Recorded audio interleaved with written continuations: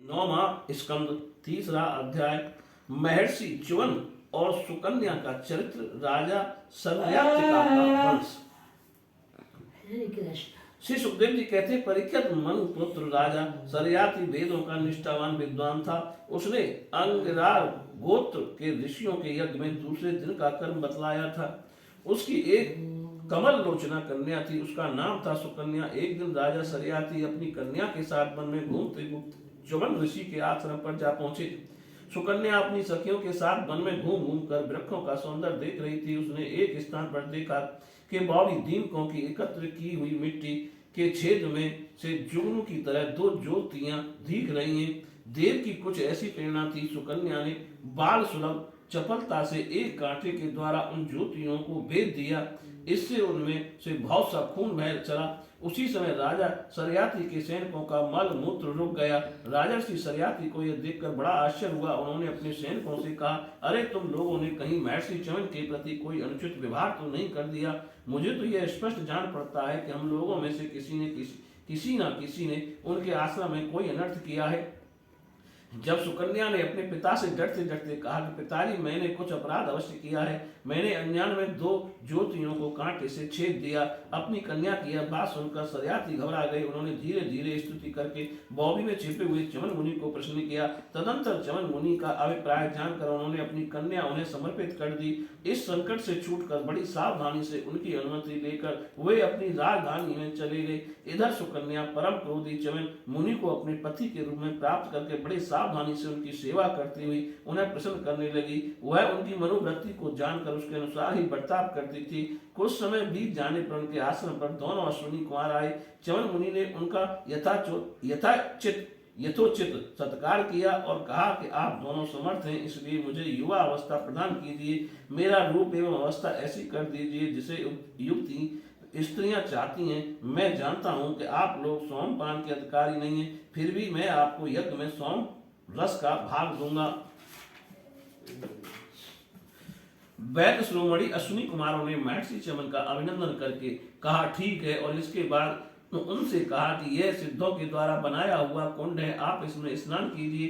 च्युवन मुनि के शरीर को बुढ़ापे ने घेर रखा था। सब और नसें दिख रही थी। झुर्रियां पड़ जाने एवं बाल पक जाने के कारण वे देखने में बहुत भद्दे लगते थे। अश्विनी कुमारों ने उन्हें अपने साथ लेकर कुंड में प्रवेश किया। उसी समय कुंड से 3 पुरुष बाहर निकले।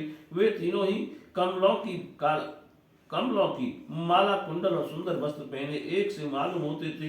वे बड़े ही सुंदर एवं स्त्रियों को प्रिय लगने वाले थे। परम साध्वी सुंदरी सुकन्या ने जब देखा कि तीनों में ही एक आकृति के, एक सूर्य के समान तेजस्वी हैं, तब अपने पति को न पहचान कर उसने अश्विनी कुमारों की शरण ली। उसके पतिव्रत से अश्विनी कुमार बहुत संतुष्ट हुए। उन्होंने उसके पति को बतला दिया और फिर च्युवन मुनि ने आज्ञा लेकर विमान के द्वारा वे स्वर्ग को चले गए। कुछ समय के बाद यज्ञ करने की इच्छा से राजा सर्याति च्युवन मुनि के आश्रम पर आए। वहां उन्होंने देखा कि उनकी कन्या सुकन्या के पास एक सूर्य के समान तेजस्वी पुरुष बैठा हुआ है। सुकन्या ने उनके चरणों की वंदना की। सर्याति ने उसे आशीर्वाद नहीं दिया और कुछ अप्रसन्न से होकर बोले, दुष्टे, ये तूने क्या किया होगा? क्या तूने सबके वंदनीय च्युवन मुनि को धोखा दे दिया? अवश्य ही तूने उनको बूढ़ा और अपने काम का ना समझकर छोड़ दिया, और अब तू इस राह चलते जार पुरुष की सेवा कर रही है।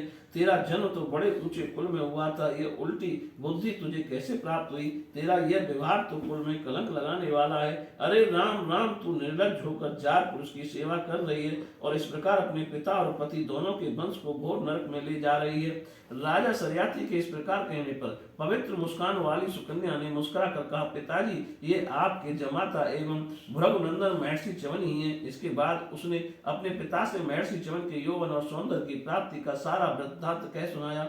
वह सब सुनकर राजा सर्याति अत्यंत विस्मित हुए। उन्होंने बड़े प्रेम से अपनी पुत्री को गले से लगा लिया। महर्षि च्युवन वीर सर्याति से सोम यज्ञ का अनुष्ठान करवाया और सोमपान के अधिकारी न होने पर भी अपने प्रभाव से अश्विनी कुमारों को सोमपान कराया। इंद्र बहुत जल्दी क्रोध कर बैठते हैं, इसलिए उनसे यह सहा न गया। उन्होंने चिढ़कर सर्याति को मारने के लिए वज्र उठाया। महर्षि च्युवन के वज्र के साथ उनके हाथ को वहीं स्तंभित कर दिया। तब सब देवताओं ने अश्विनी कुमारों को सोम का भाग देना स्वीकार कर लिया। इन उन लोगों ने वैद्य होने के कारण अपने अश्विनी कुमारों को सोमपान से बहिष्कार कर रखा था। परीक्षित सयाति के 3 पुत्र थे, उत्तानवरी, आनर्थ आनर्त और भूरिसेन। आनर्त से रेवत हुए। महाराज रेवत ने समुद्र के भीतर कुशस्थली नाम की एक नगरी बसाई थी। उसी में रहकर वे आनर्त 8 देशों का राज्य करते थे। उनके 100 श्रेष्ठ पुत्र थे, जिनमें सबसे बड़े थे कुकुद्धि। कुकुद्धि अपनी कन्या रेवती को लेकर उनके लिए वर पूछने के लिए उद्देश्य से ब्रह्मा जी के पास गए। उस समय ब्रह्मलोक का रास्ता ऐसे लोगों के लिए बेरोक टोक था। ब्रह्मलोक में गाने बजाने की धूम मची हुई थी। बातचीत के लिए अवसर न मिलने के कारण वे कुछ क्षण वहीं ठहर गए। उत्सव के अंत में ब्रह्मा जी को नमस्कार करके उन्होंने अपना अभिप्राय निवेदन किया। उनकी बात सुनकर भगवान ब्रह्मा जी ने हंसकर उनसे कहा, महाराज, तुमने अपने मन में जिन लोगों के विषय में सोच रखा है वे सब सुकाल के गाल में चले गए। अब उनके पुत्र पौत्र अथवा नीतियों की बात की क्या है। गोत्रों के नाम भी नहीं सुनाई पड़ते। इस बीच में 27 चतुर्युगी का समय बीत चुका। इसलिए तुम जाओ। इस समय भगवान नारायण के अंशावतार महाबली बलदेव जी पृथ्वी पर विद्यमान है।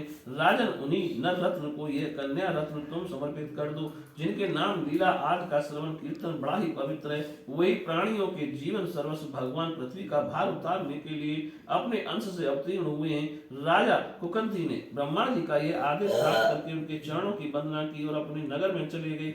उनके वंशजों ने यक्षों के भय से वह नगरी छोड़ दी थी और जहां तहां वे यूं ही निवास कर रहे थे। राजा कुकंती ने अपनी सर्वांग सुंदरी पुत्री परम बलशाली बलराम जी को सौंप दी। स्वयं तपस्या करने के लिए भगवान नर नारायण के आश्रम बद्री वन की ओर चल दिए। बोलिए श्री कृष्ण भगवान की।